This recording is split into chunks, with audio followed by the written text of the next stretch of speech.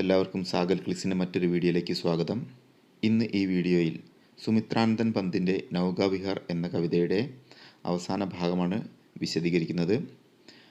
പത്തുവാർ ഘുമ അബ് പ്രതനോ Bhar Nauka ഘൂമി വിപരീത് Thar ഡാണ്ടോ K ചൽ കരതൽ Prasar ഭർ ഭർ മുക്താഫൽ fan സഫാർ बिखराती जल में तार हार चांदी के सांपों सी रलमल नाचती रश्मियाँ जल में छल रेखाओं सी खिंच तरल सरल लहरों की लदिकाओं में खिल सौ सौ शशि सौ सौ उड़ू झिलमिल फैले फूले जल में फेनिल अब उथला सरिता का प्रवाह लग्गी से ले ले सहज था ഹം ബഡേ ഘാട്ടുകോ സഹോത്സാഹ്.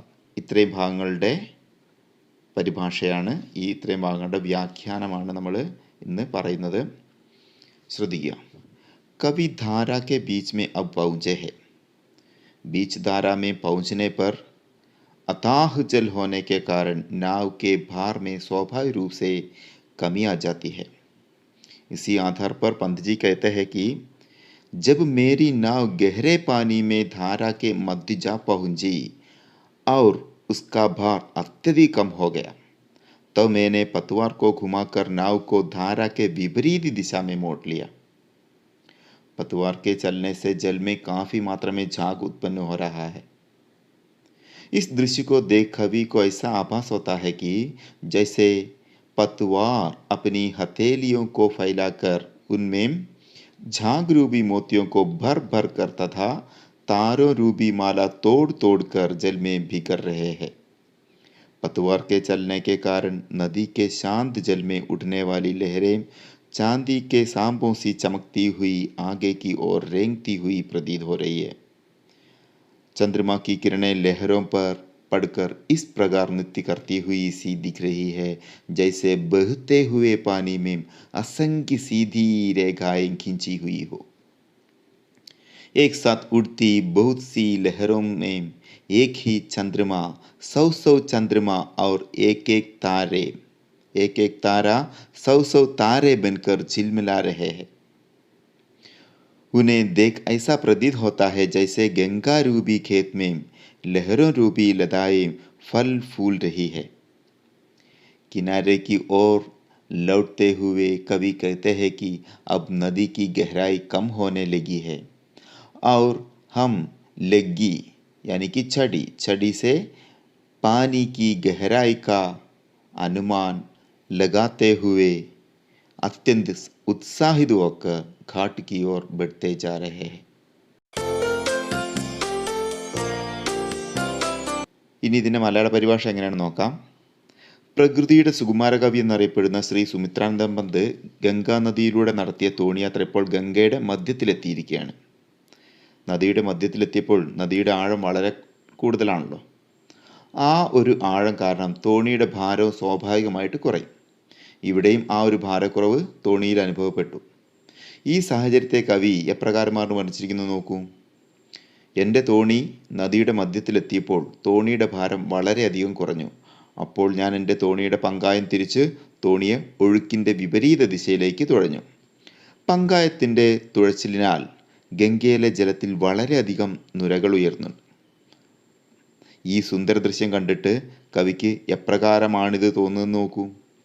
പങ്കായം തൻ്റെ വിശാലമായ കൈ വിരിച്ച് അതിൽ മുത്തുകളെ നിറച്ച്, അതായത് നക്ഷത്ര രൂപമായ മാല പൊട്ടിച്ച് വിതറുന്നത് പോലെയാണ് തോന്നുന്നത് എന്നാണ് കവി പറയുന്നത്. പങ്കായം ചലിക്കുന്നതിനാൽ നദിയിലുണ്ടാകുന്ന ഓളങ്ങൾ, വെള്ളി നിറമാർന്ന സർപ്പങ്ങൾ തിളങ്ങിക്കൊണ്ട് മുന്നിലേക്ക് ഇഴയുന്നത് പോലെയാണ് തോന്നുന്നത്. ഓളങ്ങളെ വെള്ളി നിറമുള്ള സർപ്പങ്ങളായിട്ടാണ് കവിയുടെ താരതമ്യം ചെയ്തിരിക്കുന്നത്. ചന്ദ്രൻ്റെ വെളിച്ചം ആ ഓളങ്ങളിൽ പ്രതിഫലിച്ച് സർപ്പങ്ങൾ നൃത്തം ചെയ്യുന്നത് പോലെ കാണപ്പെട്ടു. ഒപ്പം ഉയരുന്ന ഓളങ്ങളിൽ ഒരേ ഒരു ചന്ദ്രൻ്റെ പ്രതിബിംബം 100 ചന്ദ്രന്മാരായി കാണപ്പെട്ടു. മാത്രമല്ല ആകാശത്തിൽ മിന്നിത്തിളങ്ങുന്ന നക്ഷത്രങ്ങൾ ഓരോന്നും 100 നക്ഷത്രങ്ങളായി ജലത്തിൽ മിന്നിത്തിളങ്ങി. ഇതെല്ലാം കാണുമ്പോൾ കവിക്ക് തോന്നുന്നത് എങ്ങനെയാണ്? ഗംഗയാകുന്ന വയലിൽ ഓളങ്ങളാകുന്ന വള്ളി പൂത്തുലഞ്ഞു നിൽക്കുന്നത് പോലെ. കവി ഗംഗയെ ഈ ഒരു സാഹചര്യത്തിൽ ഒരു വയലായും അതിലെ ഓളങ്ങളെ വള്ളികളായും പ്രകാശിച്ചു നിൽക്കുന്ന അസംഖ്യം ചന്ദ്രൻ്റെയും നക്ഷത്രങ്ങളുടെയും പ്രതിബിംബത്തെ, ആ വള്ളികളിൽ പൂത്തുലഞ്ഞു നിൽക്കുന്ന തിളങ്ങുന്ന പുഷ്പങ്ങളായുമാണ് സങ്കല്പിക്കുന്നത്. നദിയുടെ മധ്യഭാഗത്ത് നിന്ന് തീരത്തേക്ക് തിരിക്കുമ്പോൾ നദിയുടെ ആഴം കുറഞ്ഞു കുറഞ്ഞു വരികയായിരുന്നു. അപ്പോൾ കവി പറയുന്നു, തീരത്തോടടുക്കുമ്പോൾ നദിയുടെ ആഴം വളരെയേറെ കുറഞ്ഞു വന്നു. അപ്പോൾ ഞങ്ങൾ കയ്യിലെ ആ ഒരു കമ്പിനാൽ വെള്ളത്തിൻ്റെ ആഴം എത്രയെന്ന് അനുമാനിച്ചു.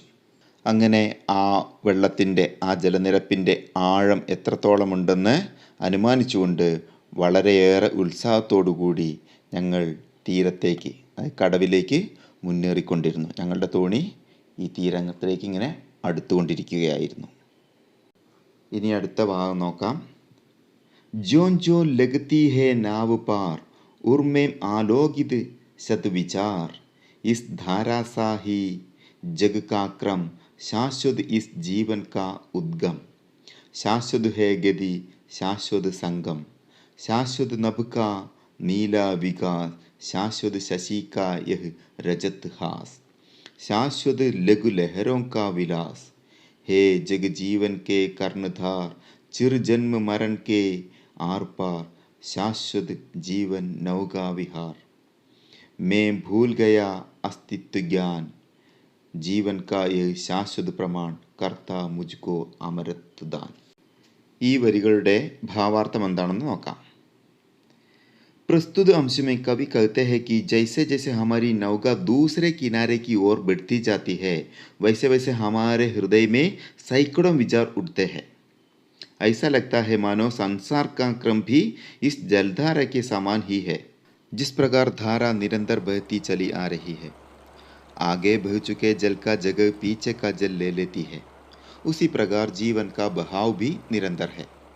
जलधारा के समान ही जीवन का विस्तार शाश्वत है. जीवन का क्रम धारा की तरह कभी नहीं टूटने वाला क्रम है. कवि कहते हैं कि आकाश का विस्तार शाश्वत है. चंद्रमा की चांदी जैसी हंसी चिरस्थायी है. मतलब है चांदनी भी चिरस्थायी है. कवि ने यहाँ चांदनी को चंद्रमा की चांदी जैसी हंसी से तुलना की है. लहरों का ऐश्वर्य भी निरंतर बना रहता है. कवि कहता है कि संसार का जीवन स्वरूपी नौका को चलाने वाले ईश्वर जीवन की गति में जन्म एवं मृत्यु का शाश्वत क्रम बनाए रखते हैं. जीवन स्वरूपी नौका का विहार निरंतर होता रहता है. कवि कहते हैं कि चिंतनशील होकर मैं अपने अस्तित्व के सत्ता का ज्ञान भूल गया. जीवन के शाश्वता का जलधारा रूपी यह शाശ്വത പ്രമാൺ മുझे അമരത്വ പ്രദാൻ करता है. അപ്പോൾ ഇതിൻ്റെ ബാക്കി മലയാളത്തിലുള്ള എങ്ങനെയാണ് നോക്കാം. കവി സുമിത്രാനന്ദ പന്ത് ഗംഗയിലൂടെ ഒരു തീരത്തു നിന്ന് തുടങ്ങിയ തോണിയാത്ര മധ്യത്തിലൂടെ കടന്ന് മറുകരയിലേക്ക് നീങ്ങുകയാണ്. അങ്ങനെ തോണി മറുദിശയിലെ തീരത്തേക്ക് നീങ്ങുമ്പോൾ കവിയുടെ മനസ്സിൽ ഒരുപാട് ചിന്തകൾ ഇങ്ങനെ ഉയരുകയാണ്. ലോകത്തിൻ്റെ സഞ്ചാരവും ഈ ഗംഗാ നദിയിലെ ഒഴുക്കുപോലെ തന്നെയാണ്. മുന്നിലൊഴുകിപ്പോയ ജലത്തിൻ്റെ സ്ഥാനം പിന്നാലെ ഒഴുകി വരുന്ന ജലം സ്വീകരിക്കുന്നു. ഇത് ഒരു മാറ്റവുമില്ലാതെ തുടർന്നുകൊണ്ടിരിക്കും. ആ ഒഴുക്കുപോലെ ജീവിതയാത്ര എന്ന ഒഴുക്കും നിരന്തരമായി തുടരുന്നു. ആ ജലസ്രോതസ് പോലെ തന്നെയാണ് വിശാലമായ ശാശ്വതമായ ജീവിതവും. ജീവിതയാത്ര ഒരിക്കലും തകരാത്ത ഒരു ക്രമമാണ്. മുറിയാതെ ഒഴുകിക്കൊണ്ടിരിക്കുന്ന ഗംഗാ നദിയിലെ ഒഴുക്കുപോലെ. വിശാലമായ ആകാശം ശാശ്വതമാണ്. അതിലെ ചന്ദ്രനും ചന്ദ്രൻ്റെ നിലാവെളിച്ചവും ശാശ്വതമാണ്.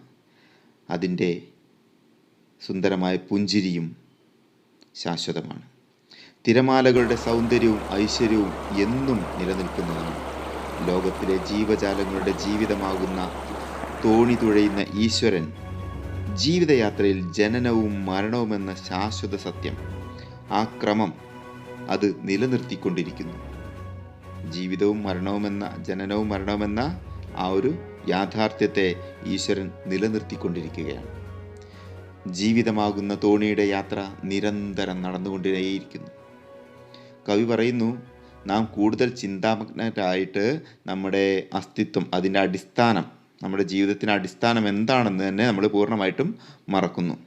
ഈ ഒരു യാഥാർത്ഥ്യം മറന്നാണ് നമ്മൾ മനുഷ്യർ ജീവിക്കുന്നത്.